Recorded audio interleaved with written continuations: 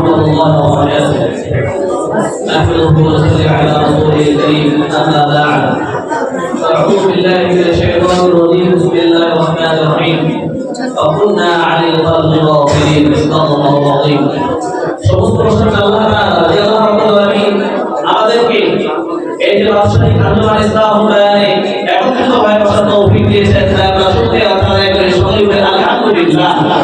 তার পবিত্র রমজান মাসের জন্য মানব মুক্তির হিদায়াতের পথে আমাদের জন্য রাসূলুল্লাহ সাল্লাল্লাহু আলাইহি ওয়াসাল্লাম আল্লাহ প্রেরণ করেছিলেন। সেই নবী সাল্লাল্লাহু আলাইহি ওয়াসাল্লামের প্রতি আপনার রসুল শান্তি ধারা বর্ষিত হোক, সাল্লাল্লাহু আমিন। আলহামদুলিল্লাহ। সর্বপ্রথম এই স্টেজের সম্মানিত সভাপতি এবং সুদক্ষ বিচারক মহাশয় এবং রাষ্ট্রীয় উস্তাদগণ এবং সম্মানিত শ্রদ্ধেয় সমস্ত স্তর উস্তাদগুলো সকলকে আন্তরিক শুভেচ্ছা অভিনন্দন। আমি আজকের যে বয়ান শুরু করছি কোরআনের বিষয়ে মহাবাসী জ্ঞান। এই কোরআনের থেকে আল্লাহ কি বলেছেন আর এই আয়াত সম্পর্কে বিজ্ঞানীরা কি তথ্য দিয়েছেন সেই সম্পর্কে আজকে সংক্ষিপ্ত আলোচনা। আল্লাহ রাব্বুল আলামিন কোরআনুল কারীমে বলেন ফাতাস সামাওয়াতি বিগাইরি আমালিন তারাওনাহা। আল্লাহ তাআলা আকাশ সমূহ সৃষ্টি করেছেন কোনো স্তম্ভ ছাড়াই, যা তোমরা দেখতে পাও। ওয়া আলকা ফিল আরদি রাওয়াসিয়া আন তামিদা বিকুম ওয়া বাথা ফিহা মিন কুল্লি দাব্বা। এবং তিনি এতে পর্বতমালা স্থাপন করেছেন, তা যেন তাদেরকে ধরে না পড়ে, এবং তাতে তিনি বিভিন্ন রকমের জীবজন্তু ছড়িয়ে দিয়েছেন। ওয়া আরসালনা মিনাস সামাই মাআন ফাআনবাতনা ফিহা মিন কুল্লি জাওজিন কারীম। এবং আল্লাহ তাআলা আকাশ থেকে বৃষ্টি বর্ষণ করে পৃথিবীর লোক থেকে সর্বপ্রকার উদ্ভিদ সর্বপ্রকার জিনিস উৎপাদন করেন। আল্লাহ তাআলা বলছেন হাদা আমরুল্লাহ, ইহা আমার সৃষ্টি। ফাআরুনি মাযা খালাকাল্লাযীনা মিন দুনি। আর ইহা আমি সৃষ্টি করেছে আমাকে দেখাও। যালিমুনা ফি যালালিন মুবিন।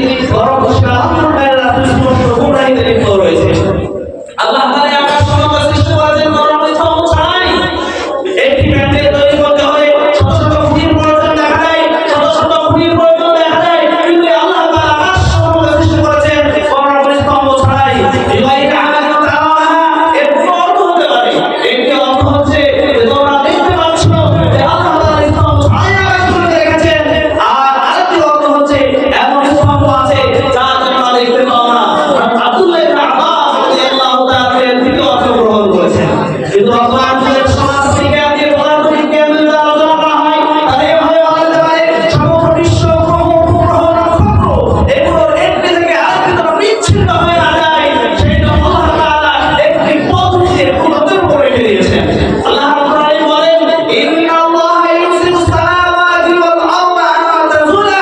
নিশ্চয় আল্লাহ তাআলা নবমণ্ডল এবং ভূমণ্ডলকে এমনভাবে ধারণ করেছেন যেন একটি থেকে আরেকটি যেন বিচ্ছিন্ন হয়ে না যায়। বিজ্ঞানীরা বলেছেন আল্লাহ তাআলা মহাশূন্যে তা সৃষ্টি করেছেন।